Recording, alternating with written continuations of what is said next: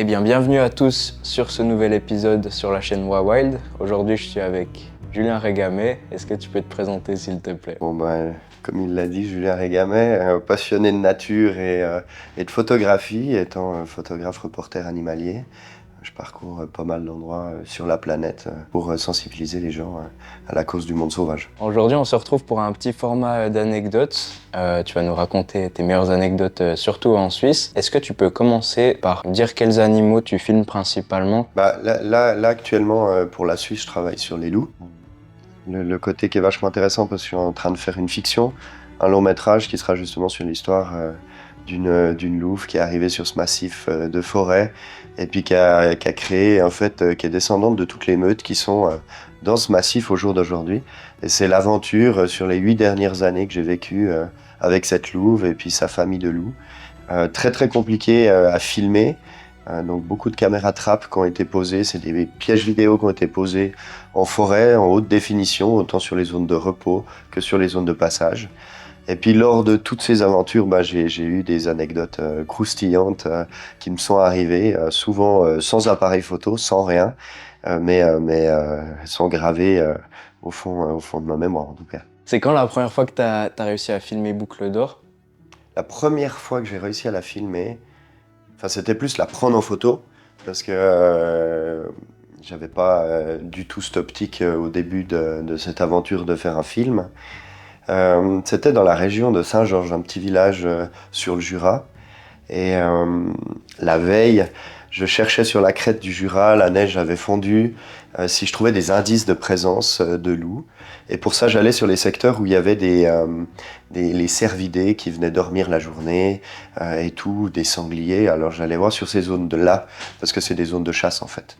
Et en me baladant sur cette zone, d'un coup, je trouve des touffes de poils de cerf, des choses, je me dis, ah là, il y a quelque chose de bon là.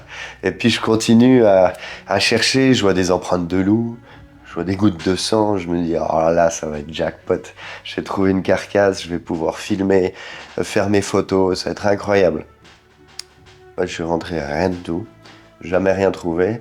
Sur le moment, la petite chose, c'est que les loups, quand ils courent après une proie, ils peuvent courir 2, 3, 4 kilomètres avant que la proie meure.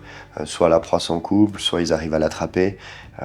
Donc c'est pas tout de suite, c'est pas comme le lynx qui va rester caché dans un buisson, se rapprocher tout doucement, et puis à 1 mètre de sa proie lui bondir dessus, et puis tout se passe au même endroit. Le loup, ça va vraiment être sur l'épuisement de sa proie, et puis la stratégie niveau course et groupe en meute. Donc il y avait rien du tout à cet endroit-là.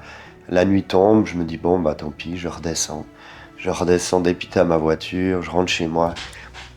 Bien évidemment, je n'arrive pas à dormir de la nuit, ça me travaille toute la nuit. Mais vraiment toute la nuit. Et je me dis, mais il faut vraiment que je fasse quelque chose. Il faut que je remonte. Et puis, je remonte le matin tôt. J'arrive à Saint-Georges, je passe le village et il y a une colonie où il y a les enfants qui viennent en camp d'été ou camp d'hiver à la neige qui viennent à cet endroit-là. Puis juste derrière cette colonie, qui est un grand chalet, je trouve le cerf qui a été tué par les loups. Fraîchement, hein, donc ils avaient quasiment rien mangé. Ils avaient mangé un bout de cuisseau, c'est tout. Donc probablement, pour moi qu'ils allaient revenir, c'était sûr. Mais je me dis, mais merde, il y a un chemin pédestre qui passait juste devant moi, entre la carcasse qui était 20 mètres plus haut, et où je pouvais me poser, il y avait un chemin pédestre. Et je me dis, mais il y aura tellement de monde, je vais jamais pouvoir faire quelque chose.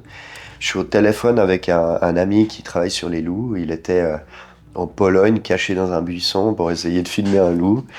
Puis je lui dis, tu pourrais pas me donner des conseils? Tu penses qu'il peut se passer quelque chose? Il me dit, écoute, ils peuvent revenir à n'importe quel moment, comme parvenir. Ou... En gros, il peut se passer tout, n'importe quoi. Donc il faut rester sur place et puis tu verras bien. Mais bon, j'ai pas d'expérience avec les loups du tout, donc je me dis, bon, on va essayer. Je me couche sous le sentier pédestre. Donc sous le sentier, c'est-à-dire l'appareil posé sur le sentier pédestre quasiment. Il y a un petit passage juste devant moi, vraiment. Puis couché dans le talus opposé.